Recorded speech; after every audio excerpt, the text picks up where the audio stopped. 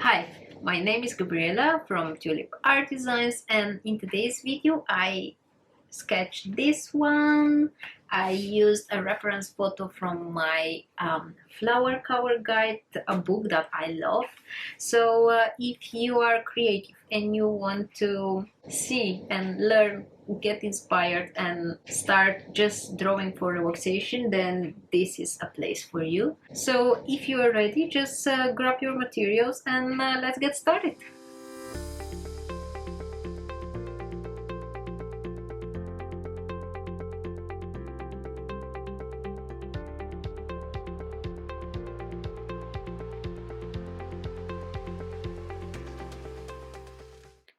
So I just decided to use my favorite flower cover guidebook where you can see all these nice flowers.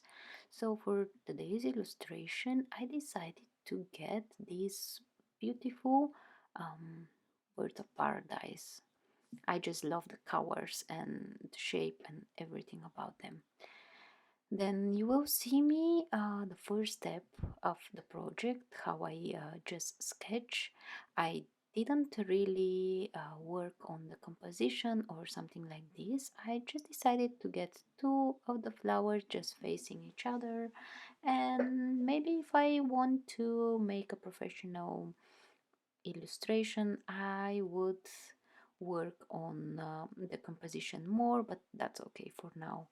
Then the next step is just to lighten down my pencil lines, because you know when, or maybe you don't, but when you put a watercolor on top of your pencil, then the pencil will just stay there. So you really want to have a very light lines. Then I'm using my waterproofed pen here. I use Pigma Micron from Seikura, and I just start inking my flowers. I really like this sketchy style of the lines, but yeah, you can definitely work out your own style when you are making this. I am not really bothering about how perfect it will be, but I'm just going for it. And it's just amazing how these shapes are coming out when you add some black lines.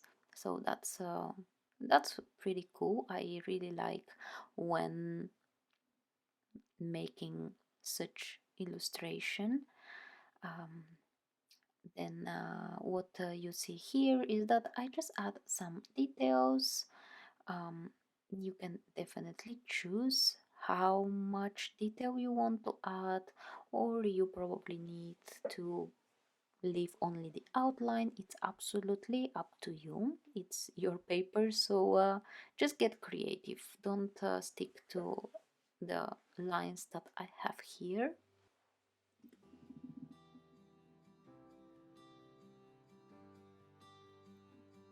So you see me inking my flowers, and if you want, you can also add somewhere thicker lines or thinner, just to bring a little more of a 3D character for your illustration. For now, I'm just adding my outlines and a few inner lines for the details. And just a few more here, and I think I will be done for now.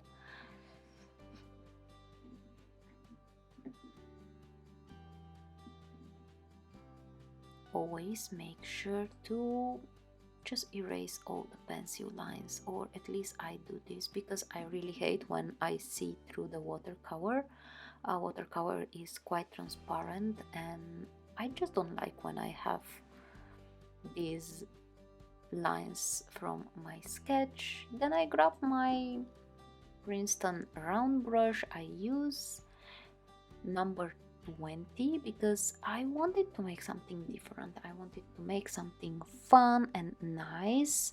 I wanted to put this background So in the end, I just decided to use my spray and put a lot of water, and then with my hand I just started making a mess.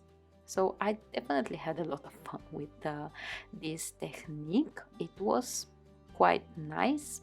Then I will grab some yellowish color, so I just mix all the yellows I had, and I just wanted to add them for a background. So yellow is quite light color, and then I will add the color only where my paper is wet. So I will try to keep this just a nice shape, very natural, and I am really trying to make a mess because I just like this artistic background. I will make a little bit darker yellow, and I am just making splatters just to have fun and just to make this more interesting. The next step is to let it dry. I have my heating tool, which always speed up my process, but if you don't have one, you can always grab a coffee or a tea and then it will be dry. Then I have my Princeton round brush number 6. You see me here just pre-wetting my watercolor, and then I mix some greens for the green part of my plants, my flowers, and I just start painting. So I really like wet on wet technique because it's just super relaxing when you throw paint on the wet um, paper, and then it just does its job. So now what I'm doing, instead of just wetting my leaf, I am adding a very light value of my green and making sure that it's wet everywhere, so it will give me a base layer where I will start dropping these darker greens like this. So I'm just tapping with the brush and letting it bleed in the rest of the greenery. And yeah, it's just so nice, and don't be scared to add more color and darker values, because when it dries it will definitely get lighter. It's not that later you cannot add more color, you definitely can. So just try to explore what you can do with these colors. You can add a little bit of reddish and brownish. Just explore what will happen if you throw more color.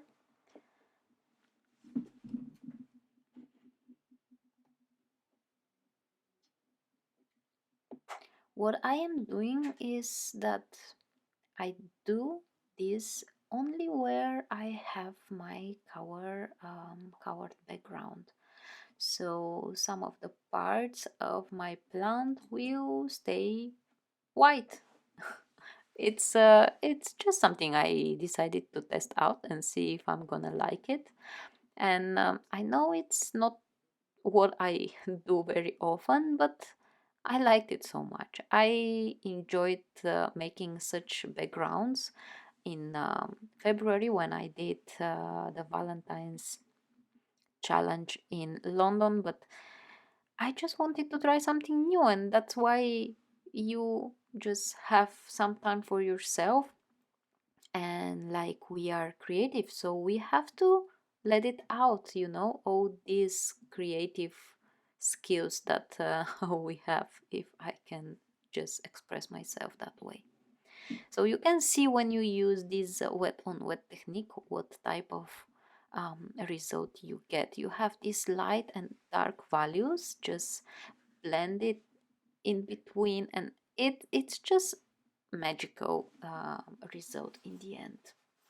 Then you can see me on the side that I'm mixing some reds and oranges, adding yellow to make it lighter and more fresh, a little bit of yellow ochre, a color that I just love, and more yellows. So I will do the same steps, but then with my flowers, the blooms in the middle on the top.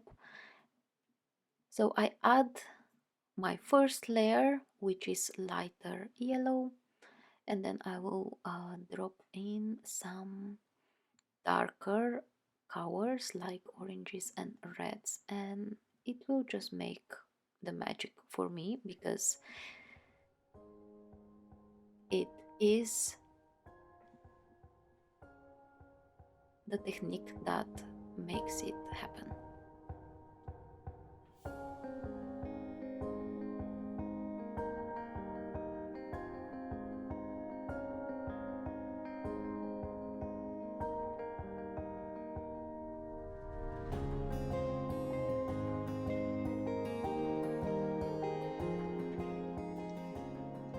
And now I will just make some blue purple kind of a color.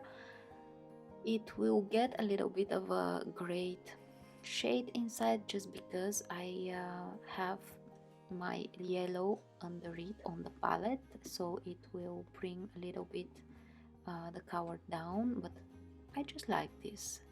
I already have my yellow background, so it means that when I put some blues and purples on top of the yellow, and because they are transparent, you will see the background anyway.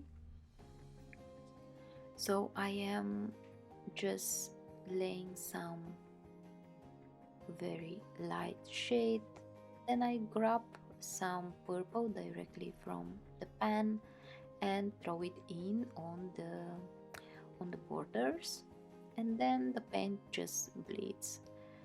And I will do the same also with the other one.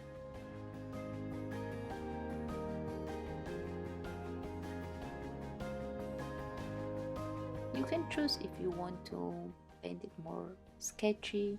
You can choose if you want to add different type of materials, maybe like watercolor pencils or some crayons or something like this, so you just explore and enjoy this whole process more. Or you can stick to my steps.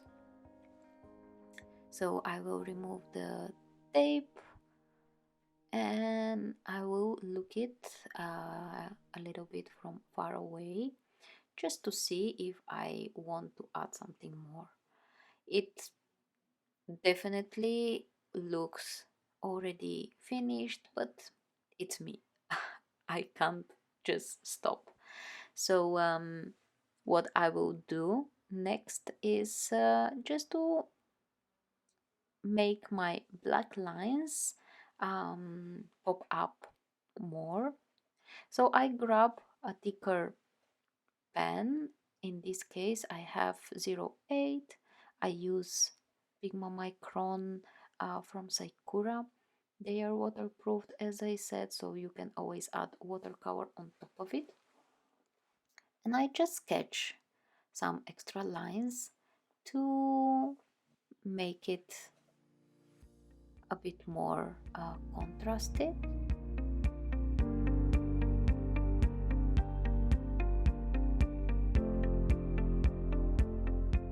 You can definitely skip this part because it's a really personal choice, how many lines you want to have, how many details. Do you want it to look more realistic or more sketchy?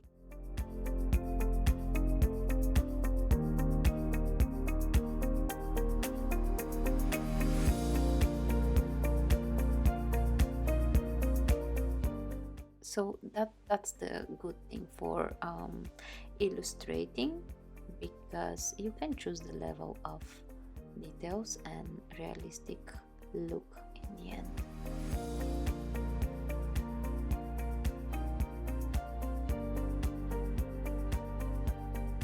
And when I make my outlines, I will get my Jelly Roll pen. It's a white pen, and I will add a little bit of details in the darkest parts of my illustration. So next to my black lines I will add some white, and this will bring a little bit more contrast, and I have a feeling it just makes my illustration just coming to life. But as I said, you can skip these last two steps and just finish earlier.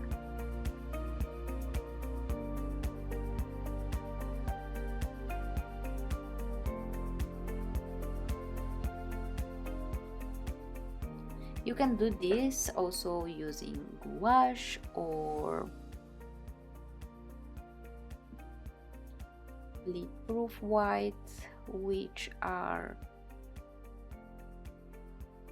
very similar to watercolor, but then you will need to use the brush. For me, I like both, like not both, but the three mediums. This one is somehow faster because you just draw the lines and you don't have to think about the paint and if it's the right consistency and stuff like this. So I'm just adding lines and that's it. This will be the last step from my illustration, and I think I will call it done.